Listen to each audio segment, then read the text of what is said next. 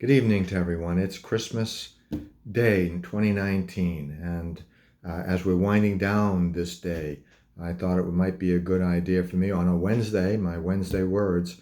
Um, it might be a good idea for me to try and get one last word in about the wonderful celebration that we've just been preparing for all of Advent and have just are in the closing moments of celebrating. I hope that we took time today, or at least might even take time today if we haven't done so already, to reflect on what Christmas has meant for us, what it means for you. I know in my letter that I wrote to the parish, which I still have a lot of copies left over, so um, it means, I wrote about what Christmas means to me, you know. And I remember as a boy, it was all about family, it was all about faith. I remember playing a shepherd uh, and even once an innkeeper in the school pageant. You know, it was big news for me. It was a big thing for me. I remember it was a coming together of all the relatives, seeing aunts and uncles I didn't see most of the year, seeing my cousins whom I hadn't seen, as I said, for most of the year as well. Christmas was a real tree, smelling of all that pine, tinsel, bright lights, something sweet always being baked, breads and the warmth of the house because the oven seemed to always be on and working. It was Merry Christmas on the lips of everyone.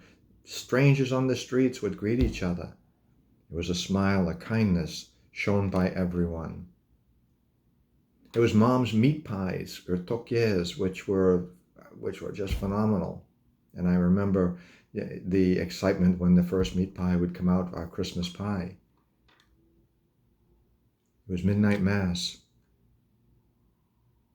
It was Christmas Eve, and after midnight mass receiving, which we thought something so very special, my brother and my two sisters, a glass of eggnog before we went to bed.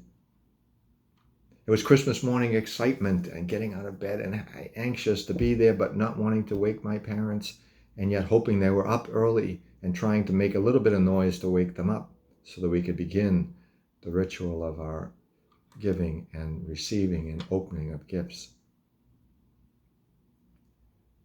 Some of those memories stay with me after all these years, and I can close my eyes and I can almost smell those smells of our kitchen and the sounds of the wrapping paper being shredded.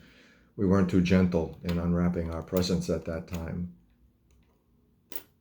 And over the years, I've seen the pendulum swing from one side to the outer limits of the other. As a priest, I can say after 42 years, Christmas is still about family and faith. However, the secularization of the holy day, business ads and TV ads and promos have taken the reason for the season completely out of the celebration and out of the equation. It's one of the reasons why the Christmas story needs more than ever to be told in the home at and with the family, because we can no longer count on it being told in the schools. We can't, as Catholic Christians, accept the current tradition of season's greetings. What's that? And happy holidays. It's not just a holiday for us, it's a holy day.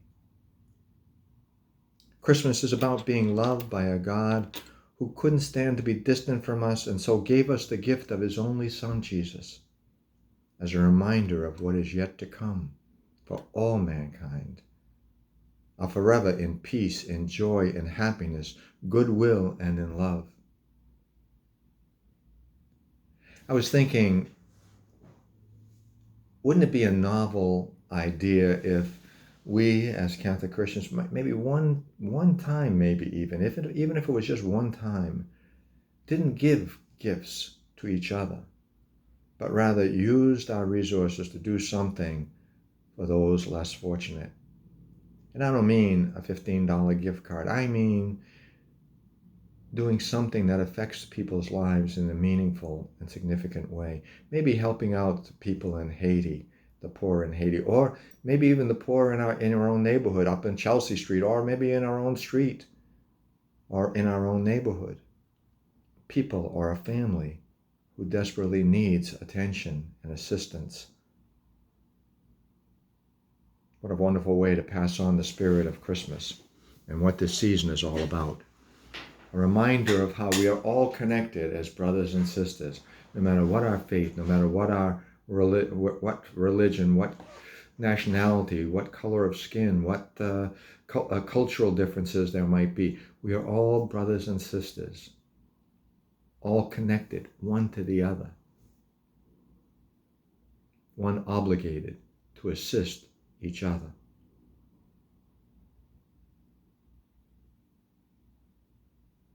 Christ came to remind us that he loves us all. And it's because of his love that each of us have been able to reclaim our eternal destiny. That's what he reminds us of. Who have we reminded lately of God's love? Who have we reminded lately that they're loved, that they're cared for, that they're valued? And what does Christmas mean for you?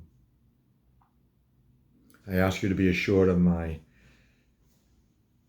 continued prayers. As I remembered you in all of my Christmas masses, I ask you to remember me and to remember all of our Salesian priests and brothers here in Tampa.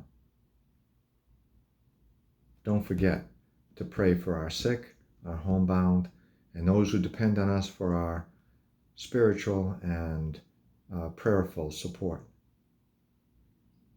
And know for sure that we'll be doing the same for you. May the peace and the joy and the hope and the light and the love of this, all the very best that this season has to offer, may it be yours in abundance, not only today, but every today and tomorrow of your life. We say, Amen. Amen.